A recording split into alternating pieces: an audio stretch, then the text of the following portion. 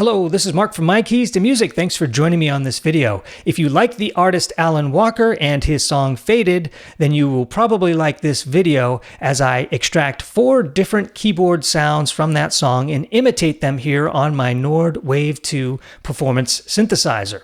The 4 parts are as follows. We have the piano part, which introduces itself at the beginning of the song as well as the end of the song. We'll do that on layer 1. Then on layer 2, we'll introduce a keyboard lead sound, which is a very interesting, sticky, Alan Walker-ish type of sound that I think you'll enjoy. And then the 3rd layer is the main part of the sound, which comes through the chorus and most of the song. And we're taking advantage of a pattern arpeggiator, which is sort of a unique thing in and of itself. So we'll be doing a custom pattern with custom accents. And then finally, the 4th sound is the wind sound effects that happen throughout that song. We'll be playing that in the background too. So first, I'll perform the song here to the best of my ability. Again, it's my interpretation. I have the sounds pretty close, but perhaps not exact. Obviously, Alan Walker did not use a Nord Wave 2 for his original music. In fact, I'm not even sure all the different keyboards he uses. Then at the end of the performance, I will break down each layer one by one and show you what was in my mind when I constructed it and how I approached it and how I imitated it to pull it off. All right, hope you enjoy. And now on to the show.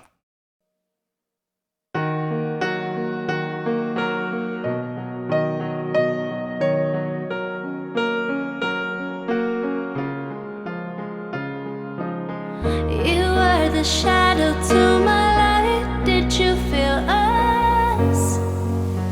Another start, you fade away. Afraid our aim is out of sight. Wanna see us alive. Where are you now? Where are you now? Where are you now? Was it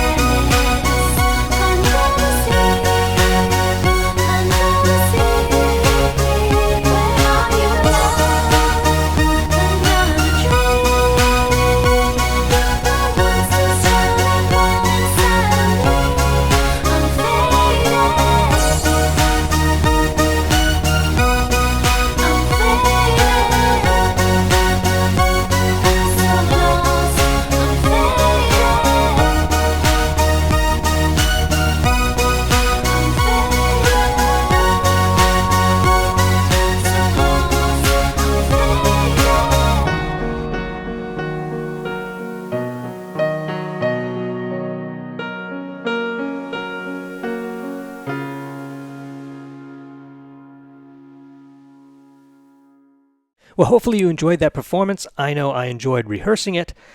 Alan Walker is a neat and interesting artist. I love the fact that it's a newer artist and the music is good. So those two things don't always go together for a guy of my age, and maybe you know what I'm talking about, but this particular song really does hit home for me.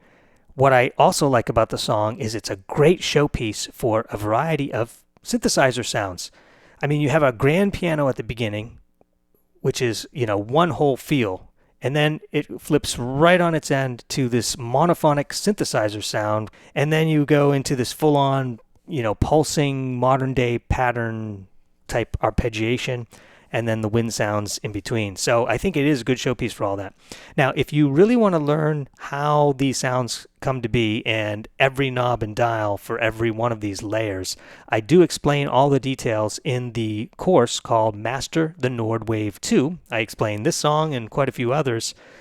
And we really learn the instrument as well as synthesis. In other words, we learn both simultaneously. And both are pretty interesting skill sets to adopt, because once you learn synthesis and an instrument like a Wave 2, you can now start to recreate things in the same way that I am.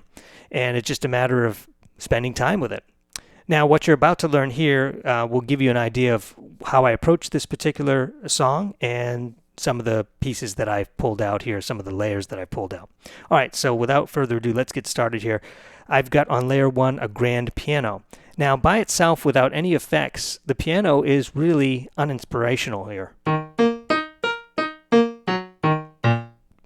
Pretty much a typical piano. But you add this really lush hall reverb here, and I've got the amp envelope so I can do some expression. Then you throw in a sustain pedal and all of a sudden it becomes a different animal.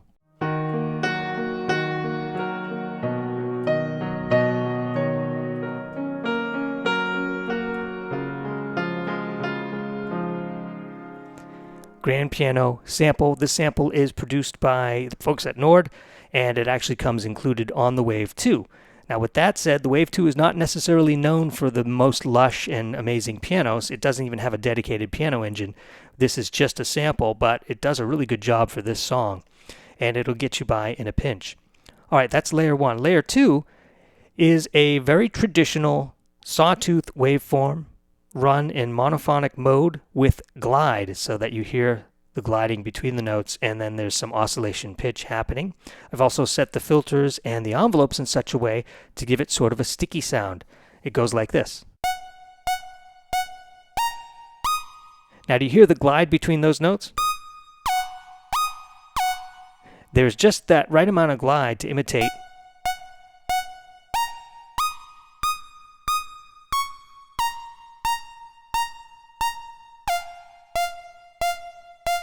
Now, there's reverb on this sound, but it's not nearly as much as the piano. So when you adjust reverb on your keyboard, it really does make a difference on how much reverb you use. So you have to think about the effects just as much as you have to think about the sound itself when you're creating sounds or trying to imitate sounds. All right, and there's a lot of other things going on with this sound. It starts with that little melody line. Then the song progresses, and then it comes back. And if you pay close attention, and feel free to rewind the video, you'll see me, after I play that sound and I get through that sequence, you'll see me tweak this knob here, which is the frequency cutoff. And what I'm doing is I'm essentially readjusting it and bringing that filter way down. And what that does is it gives you the effect of having a much more staccato or plucky sound, which is used later in the song. And it goes like this.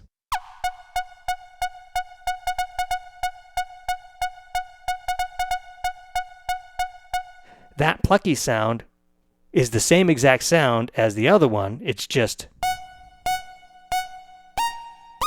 versus this.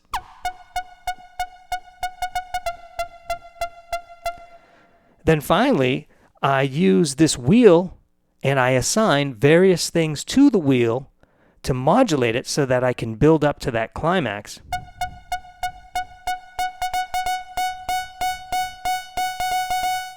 And what's happening there is I'm adding a little bit of ring modulation at the end of that. I'm adding some release, which is a very interesting thing to morph. Again, unique to the Wave 2 as far as Nord keyboards go. To be able to morph your release is exactly what you need for that climactic effect. then I'm also adjusting the frequency too. So this wheel is having a lot of different duties here, but it's all assignable through the one keyboard in the one layer. All right, so that's that layer. That's a real interesting layer. Now we have the layer that has like the main parts of the song where the louder and stronger parts.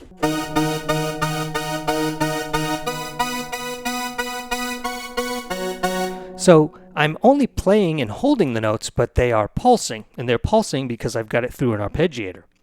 But not only do I have it through the arpeggiator, I have the pattern option here, which provides accents on every other beat. So it's a 16-note sequence, or 16-note pattern, I should say, and each one of those is accented, so it gives it sort of a bum, bum, bum, bum, bum, bum.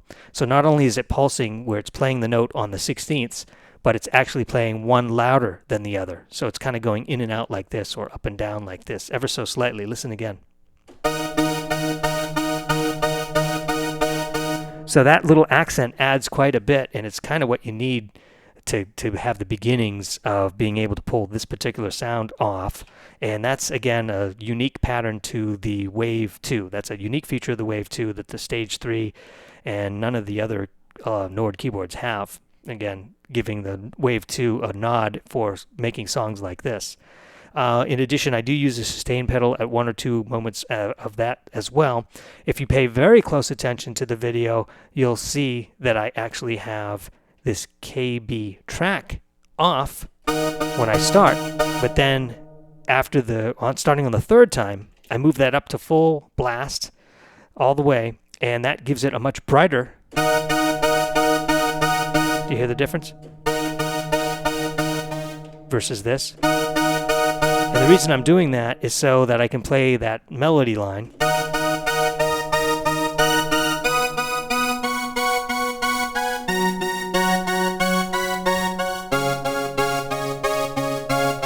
Now that melody line, that one that goes up like this, let me turn off the arpeggiator just for a second, just so I can show you something. That melody line is not as straight as you hear it when I play it in the video, earlier in the video. The reason it's so straight-laced is because it's on the beat, because the pattern arpeggiator only has the ability to play on the beat for that particular part. So I had to compromise the melody line and play it sort of out of time so that it could be in alignment with the downbeats of the pattern. I hope that doesn't sound too complicated, but in other words, I know that I wasn't exactly playing that melody line in the exact expression or tempo that it was originally created, but I did it to conform to the pattern itself because I don't have a third arm here. So anyway, that's just a little side trivia on how that particular sound works. And then finally, we have the wind noise, which is using straight white noise through an LFO so that it pulses. And when I start the song, you'll see that the layer 1 and layer 4 are on, so that the moment I hit that piano,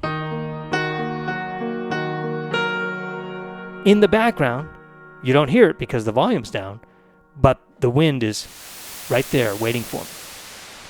So then it's just, so now I've triggered the wind, the piano has triggered the wind, and at that point I can turn the wind up or down, on and off at any time I want. So the wind is on, but the volume is down. So that when I finally do get to, when we start getting into when the singer comes in, when the choruses, vocals come in, I can just bring in that. And you'll hear it come in and out. And that's basically white noise through an LFO. Pretty straightforward stuff when it comes to synthesis. But very effective for a song like this. And then being able to adjust the volume on the fly in subtle movements is also very handy. I could have also put a volume control pedal on assigned to this so that my foot could be the one bringing this up or down, which would be a nice thing and would have less to do. But I like to do as much on the keyboard itself so you guys can see what's happening versus pedals that you can't see, or setting up a second camera for all that. All right, I think that's about it for the layers. Hopefully you enjoyed the Alan Walker song. And if it is something that you are interested in, just leave a comment. Go ahead and share this video if you think this would be interesting for others. Again, if you own a Nordwave 2, I really encourage you to take a look at the course because we go through things like this in great detail. And I can almost promise you that if you watch that course throughout the whole thing, you will not only learn synthesis, but you'll really be able to master this keyboard. Now, will you be able to create sounds just like that? No, I think that that's a skill that's really... It's like anything else. It's a skill you have to learn. You have to kind of hear things, and I only feel like I'm a quarter of the way where I want to be on sound recreation. I'm just really still in a sense a novice, and I've been doing this for 2-3 years now. Well, actually 5 years. So I still have a lot to learn. But my point is that you can learn a lot by taking these courses and kind of immersing yourself and going through the process. Thank you everyone for your support. We'll catch you on the next one.